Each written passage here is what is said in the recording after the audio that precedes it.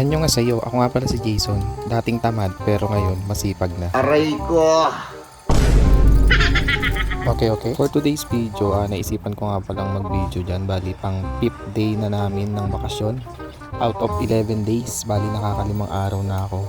Bali yun, team dorm nga pala kami ngayon kasi hindi ako umuwi ng Pinas kasi yung ibang mga kasamahan namin nag-uwian ng Pinas, ako mas pinili ko na lang dito sa dorm kasi nagbabalak din akong umuwi sa birthday ng anak ko pero hindi pa naman sigurado by November or by December baka makauwi ng Pinas. Sana pala rin. Ito nga pala yung ginagawa ko pag may mga umu-order sa akin. Bali ngayong araw medyo matumal pero may benta pa rin naman kahit papaano. Tuwing may o-order nga pala sa akin dun ko lang siya niluluto para mainit pa siya. Yung mga oras na to 7 PM na pala. Bali galing akong palengke dyan, may nag-message lang sa akin na gustong mag-order.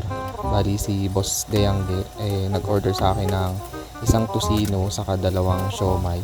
Tapos sumabay na rin si JR, yung kadorm ko, nag-order din siya ng isang tusino.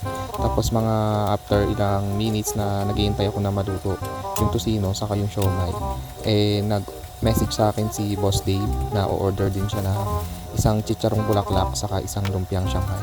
Bali sa pagluluto ko nga pala kumukonsume siya ng 20 minutes to 30 minutes kada luto kasi medyo matagal din talaga magluto, lalo na yung mga ibang pinalalambot pa katulad ng tusino, kailangan palambutin mo muna yan bago mo siya i-pre. Bali sa tusino hihintayin mo pa siyang maiga hanggang sa magmantika siya ng kusa, tapos yun mapiprito na siya ng sarili niyang mantika. Tapos sa siomai naman, bali naka pre-steam na din siya, iinit na lang siya pag may nag-order. Sa lumpiang Shanghai naman saka sa chicharong bulaklak, bali naka-frozen siya, tapos ipapainit lang yung mantika tapos ipiprito siya. Medyo matagal din ang pagluluto ng chicharong bulaklak sa kanang lumpia kasi frozen yun. Hindi man siya pwedeng madaliin kasi pag minadali mo siya baka mahilaw yung loob niya kasi nga frozen. Pasensya na po talaga sa mga bossing ko na naghihintay. Medyo matagal po talaga ang pagluluto kaya kung maaari po advance na talaga yung order bago mag-dinner or bago magtanghalian kailangan mai-order na para ma-deliver ko ng saktong-saktong oras. Kaya sa mga bossing ko dyan na nag-order medyo may katagalan po talaga ang pagluluto kaya kailangan ng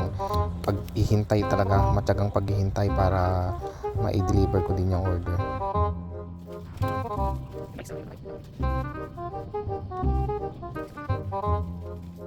Time check guys, alas 8 na pala ngayon. Saan muna ako dito sa lang ako sa Mart kasi may bibilin lang akong rekado o kailangan ko sa pagluluto.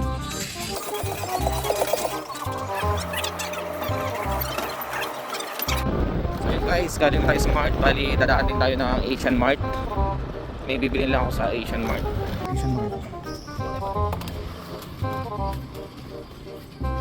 Bili lang tayo ng pangrekado.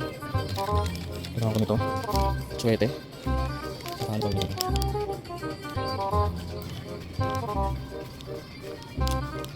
Mga chichirya din dito. Mga chichirya din dito ng Pinoy. Cracklings, linggo, isda, linggo. Ito. Yung linggo ibaw. Yung mga ano rin dito, Milo. Anong girlfriend? Dati may girlfriend dyan. Mga isda, doon sa kila. Mga kami. Mga kami dito. Mga condiments.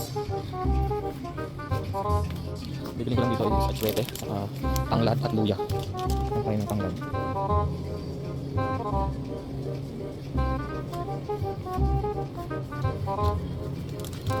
Ang tanglad. Saka luya.